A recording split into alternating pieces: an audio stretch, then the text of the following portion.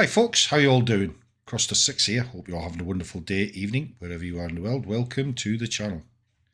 If you enjoy my content, then please do me the favour of hitting that like and subscribe button. I'm trying to grow the channel and I can only do that with your help. But anyway, on with today's video. It's basically Wargaming have issued a video out this morning in regards to the changes to the crew skills system. So I thought I'd do a very quick video. It's very, very quick. Just to quickly go through it and see what your thoughts are on it and my thoughts as well. So without further ado, let's get into it. In World of Tanks, a crew is an integral part of the game. Without it, vehicles just wouldn't go into battle, and the characteristics of the vehicles themselves directly depend on which crew operates them. Changes for the sake of simplicity, convenience, and diversity have been expected here for a long time. 2 sandbox tests helped define the direction of improvements. However, the Update 1.20.1 Common Test, as well as your active participation in the discussion of crews, showed that a number of new features require a deeper analysis and further improvements.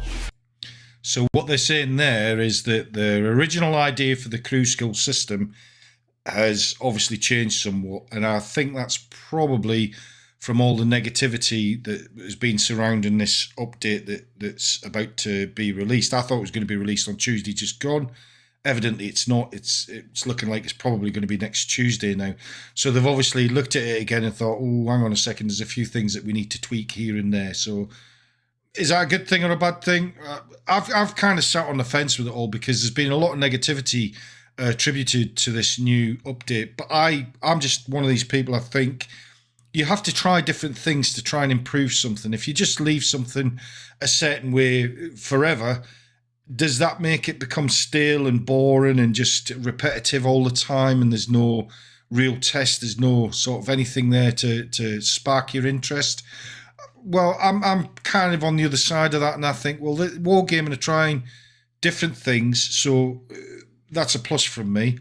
They're obviously trying to bring in different elements to the game to make it more exciting, more strategic, more interesting, so that you can try and find more pleasure when you play the game. And I get that, and I can't really knock that, to be quite honest. Yeah, I know sometimes they're rushing like a bull in a china shop. I get that, but there has to be change within the game. Everything has to change at some point. And hopefully, if it's something that they've changed that we're all negative about, then if enough people come together and say, look, we really don't like this, the majority of the player base is telling you to your face, look, this isn't how it should be. It should be this, this, or this, or perhaps this idea you could consider implementing. Then that makes for a much happier community. Does that make sense? Well, in my opinion, anyway. The number and characteristics of perks will remain the same, but the general convenience of the system will be improved, just as it was with the Sixth Sense perk before. Now, I like that. I mean, I've been playing for years. Well, more in the last few years than before, but I kind of started the account in about 2014, I think it was. And so the thing for me, you see, is that I had an issue with it right from the get-go, and that is that, I mean, when I first started playing, I didn't have a clue about any of the skills or anything like that at all. And I was always scratching my head thinking, well, how could somebody see me? Why didn't I know that I was being seen? And before you knew it, you were back to the garage. And that was the whole learning curve, the learning process of a newbie in the game, I guess. And so I was really happy that they brought the Sixth Sense perk in as standard, because I think that's a brilliant idea. And they've got that on the console, where as soon as you get a crew, you've got the Sixth Sense right from the get-go. And I like that. I think that's really beneficial as a crew skill. So then, because I felt like it was just taking forever just to try and get Sixth Sense so you could understand that somebody's looking at you, and you've got 3 seconds to get out of the way before you get shot. Does that make sense? Whereas a lot of the players these days, especially the old sweats, I guess, have got numerous crews with numerous skills, so it's not really applicable to them. That's not something they're particularly worried about. But the new players that come into the game, that was one of the big hurdles I found, was the Sixth Sense, of not having Sixth Sense right from the get-go. And the amount of times that I died and it caused me to get so frustrated with this game was unbelievable. So to me, bringing in the Sixth Sense is an absolute 100% bonus plus positive for me. The key feature of a crew is its training. However, the practical use of some perks would only appear after they have been trained to 100%. Not anymore. A perk will become active right from the start of its training, even if it's trained to 1%. See, again, now I like that. I think that's a brilliant idea, because how many times do you start training a skill or a perk and it seems to just take forever before it actually comes into action and starts, doing something to you for your tank and making your tank and crew better. So that's a real positive from me. Right from the get-go, you're going to have it so that the perk starts working straight away. So Wargaming, kudos to you. 100% yes from me. All perks work this way, including Brothers in Arms. Brothers in Arms will also provide a bonus even if it's trained for only one crew member.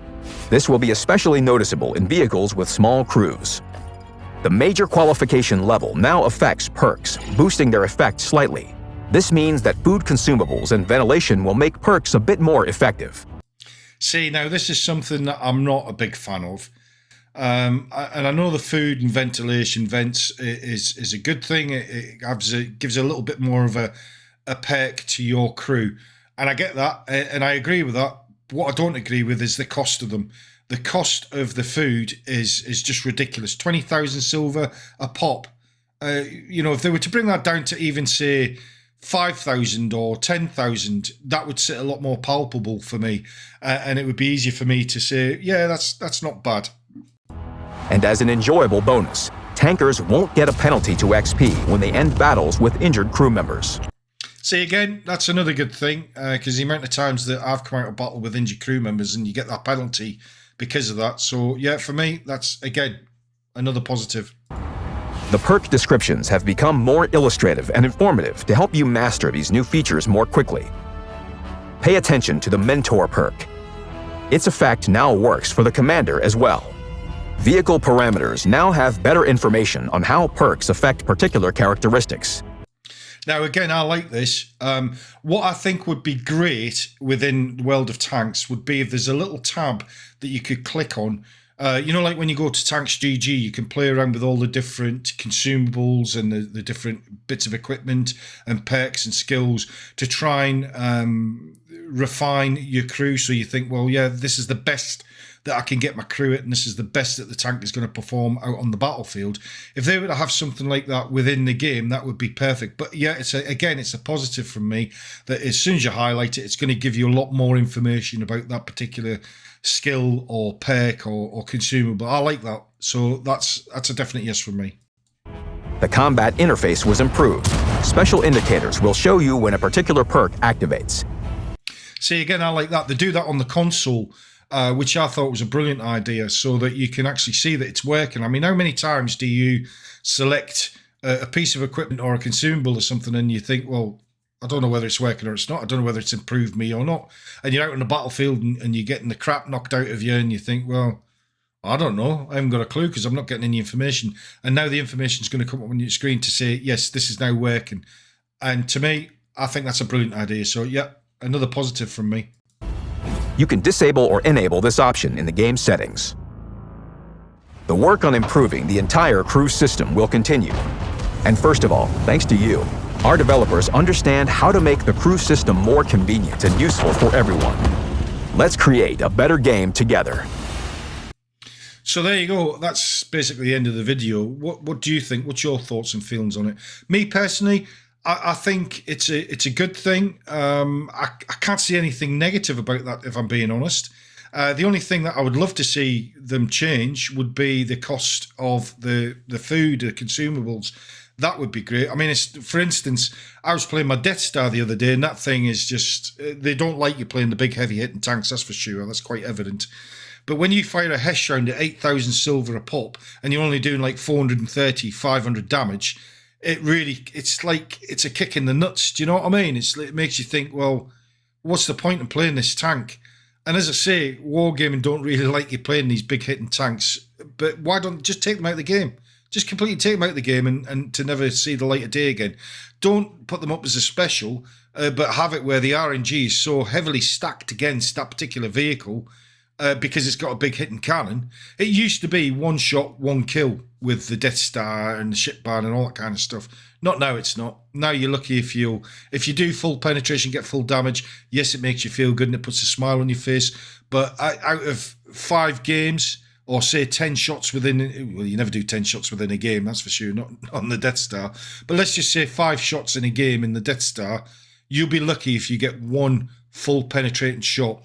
And just as a for instance, my very first game in the Death Star, I got 9,000 damage. My very, very first game, 9,000 damage, which I put a video out about. Since then, I've been lucky if I could clear 1,800 damage, if I'm lucky. So, you know, it kind of, I don't know. It just doesn't sit right with me, but that's just my humble opinion.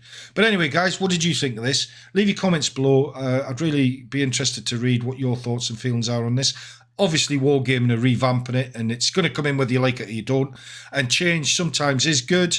Are they going the right way about it? Well, you just got to suck it and see, and let's just see how it goes, I guess. But anyway, guys, till the next one, I'll catch you all later. Take care. Have a wonderful, wonderful day. And remember, hit that like, subscribe. I'll catch you all later. Take care. Bye-bye.